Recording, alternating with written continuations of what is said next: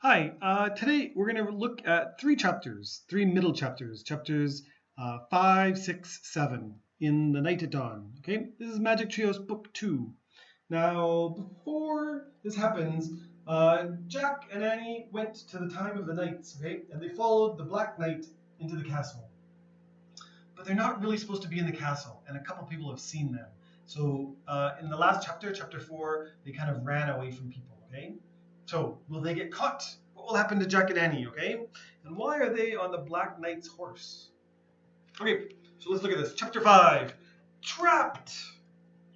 Come on, cried Annie. Jack raced behind her. Were they being followed? Here, quick! Annie dashed toward a door off the hallway. She pushed the door open. The two of them stumbled into a dark, cold room. The door creaked shut behind them. Give me the flashlight, said Annie. Jack handed it to her, and she switched it on. Yikes! A row of knights right in front of them. Annie flicked off the light. Silence. They weren't moving, Jack whispered. Annie turned the light back on. They're just suits, Jack said. Without heads, said Annie. Let me have the flashlight a second, said Jack, so I can look in the book. Annie handed him the flashlight. He pulled out the castle book.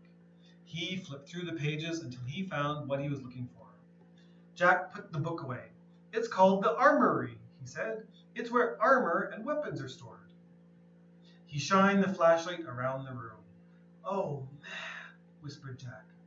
The light fell on shiny breastplates, leg plates, arm plates, on shelves filled with helmets and weapons, on shields, spears, swords, and crossbows, clubs, battle axes, all these weapons, okay?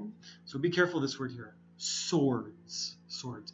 Don't say sword. Swords. Swords, okay? Swords, crossbows, clubs, battle axes. There is a noise in the hall. Voices. Let's hide, said Annie. Wait, said Jack. I've got to check on something first. Hurry, said Annie.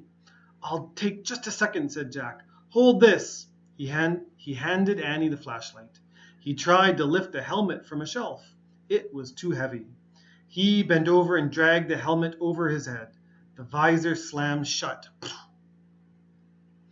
Oh, forget it. It was worse than having a five-year-old on your head. More like having a 10-year-old on your head. Not only could Jack not lift his head, he couldn't see anything either. Jack! Annie's voice sounded far away. The voices are getting closer. Turn off the flashlight. Jack's voice echoed inside the metal chamber. He struggled to get the helmet off. Suddenly, he lost his balance and went crashing into other pieces of armor. The metal plates and weapons clattered to the floor. So if they're trying to be quiet, it's not working. Jack lay on the floor in the dark, but he tried to get up, but his head was too heavy. He heard deep voices. Someone grabbed him by the arm. The next thing he knew, his helmet was yanked off. He was staring into the blazing light of a fiery torch. Fire. Chapter 6. Ta-da! In the torchlight, Jack saw 3 huge men standing over him. One with very squinty eyes held the torch. One with a very red face held Jack, and one with a very long mustache held on to Annie. Annie was kicking and yelling. Stop, said the one with the very long mustache. Who art thou? Who are you? Said the one with the very red face. Spies? Foreigners? Egyptians? Romans? Persians? Said the squinty-eyed one. No, you dummy, said Annie. Oh, brother, Jack muttered. Arrest them, said Redface. The dungeon, said Squinty Eyes. The guards marched. Jack and Annie out of the armory. Jack looked back frantically. Where was his backpack? Go, said a guard, giving him a push. Jack went. Down they marched, down the long dark hallway. Squinty, Annie, Mustache, Jack and Red. down a narrow, winding staircase. Jack heard Annie shouting at the guards, "Dummies, meanies, we didn't do anything." The guards laughed. They didn't take her seriously at all. At the bottom of the stairs was a big iron door with a bar across it. Squinty-eyed pushed the bar off the door. Then he shoved at the door. It creaked open. Jack and Annie were pushed into a cold, clammy room. Clammy here means like cold and wet. The fiery torch lit the dungeon. Dungeon's like a prison down in the ground. A terrible, terrible place. There's like spiders and rats and mice. There were chains hanging from the filthy walls. Water dripped from the ceiling, whip, whip, making puddles on the stone floor. It was the creepiest place Jack had ever seen. "We'll keep them here till the feast is done. Then turn them over to the Duke," said Squinty. "He knows how to take care of thieves." So they think they're stealing stuff. "There will be a hanging tomorrow," said Mustache. So they're gonna kill Jack and Annie. "If the rats don't get them first," said Red. They all laughed. Jack saw that Annie had his backpack. She was quietly unzipping it. "Come on, let's chain the two of them," said Squinty. The guards started toward them. Annie whipped her flashlight out of the pack. "Ta-da!" she yelled. So this time there's no flashlights. They only have torches with fire on them, okay? They don't know what's in her hand. The guards froze. They stared at the shiny flashlight in her hand. Annie switched the light on. The guards gasped in fear. They jumped back against the wall. Squinty dropped the torch. It fell into a dirty puddle on the floor, sputtered, and went out. So now the only light is Annie's flashlight. "My magic wand," Annie said, waving the flashlight. "Get down or I'll wipe you out." So she's saying the flashlight's like a magic wand, and she's going to kill them. Jack's mouth dropped open. Annie fiercely pointed her light at one then the other. Each howled and covered his face. Annie's pretty brave. "Down, all of you, get down!" shouted Annie. One by one, the guards lay down on the wet floor. Jack couldn't believe it. "Come on," Annie said to him. "Let's go." Jack looked at the open doorway. He looked at the guards quaking on the ground. Quaking here means shaking. "Hurry," said Annie. In one quick leap, Jack followed her out of the terrible dungeon. Okay, so little tiny Annie made them all lie down on the ground, and they're quaking. Like an earthquake, shaking, shaking, shaking. She's definitely brave. Chapter 7, a secret passage. Okay, a secret like hallway. Okay? Annie and Jack raced back up the winding stairs and down the long hallway. They hadn't gone far when they heard shouting behind them. Dogs barked in the distance. Oh, they're going to chase them with dogs. "They're coming!" Annie cried. "In here," said Jack. He shoved open a door of the hallway and pulled Annie into a dark room. Jack pushed the door shut. Then Annie shined her flashlight around the room.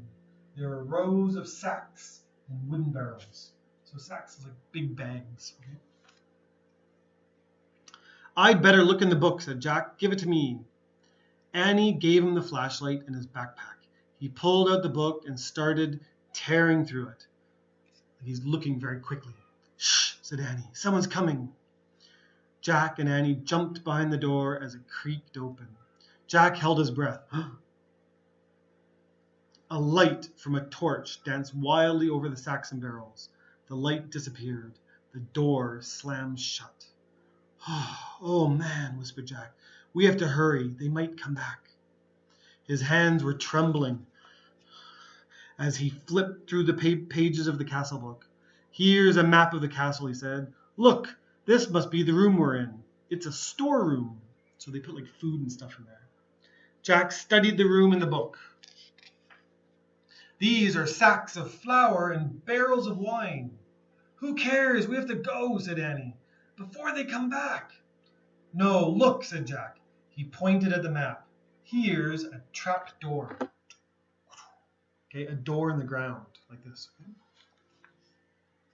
He read aloud. This door leads from the storeroom through a secret passage to a precipice over the moat. So this is like a ledge over the moat, like a cliff over the moat. What's a precipice? Said Annie. I don't know. We'll find out, said Jack. But first, we have to find the door. Jack looked at the picture carefully. Then he shined the flashlight around the room. The floor of the room was made up of stones. The trapdoor in the picture was 5 stones away from the door to the hall. Jack shined the light on the floor and counted the stones. 1, 2, 3, 4, 5. He stamped on the 5th stone. It was loose. He put the flashlight on the floor. He worked his fingers under the thin sheet of stone and tried to lift it. Help! Jack said. Annie came over and helped him lift the stone square out of its place. Underneath was a small wooden door. Jack and Annie tugged on the rope handle of the door. The door fell open with a thunk. Cling. Jack picked up the flashlight and shined it on the hole. There's a little ladder, he said. Let's go. He clipped on the flashlight and felt his way down the small ladder. Annie followed. When they both reached the bottom of the ladder, Jack shined the light around them. There was a tunnel. He crouched down and began moving through the damp, creepy tunnel. The flashlight barely lit the stone walls. He shook the light. Were the batteries running down? I think our light's dying, he said to Annie. Hurry, she called from behind. Jack went faster. His back hurt from crouching. The light got dimmer and dimmer. He was desperate to get out of the castle before the batteries died completely. Soon he reached another small wooden door, the door at the end of the tunnel. Jack unlatched the door and pushed it open. He poked his head outside. He couldn't see anything in the misty darkness. The air felt good, cool and fresh. He took a deep breath. Where are we? Whispered Annie behind him. What do you see? Nothing, but I think we've come to the outside of the castle, said Jack. I'll find out. Jack put the flashlight in his pack. He put the pack on his back. He stuck his hand out the door. He couldn't feel the ground. Just air. I'm going to have to go feet first, he said. Jack turned around in the small tunnel. He lay down on his stomach. He stuck one leg out the door, then the other. Jack inched down, bit by bit, until he was hanging out the door, clinging to the ledge. This must be the precipice, he called to Annie. Pull me up. Annie reached for Jack's hand. I can't hold you, she said. Jack felt his fingers slipping. Then down he fell, down through the darkness. Splash. Into the moat. Are there alligators in that moat? Okay. We'll look at the end of the book in the next video. Take care. Goodbye.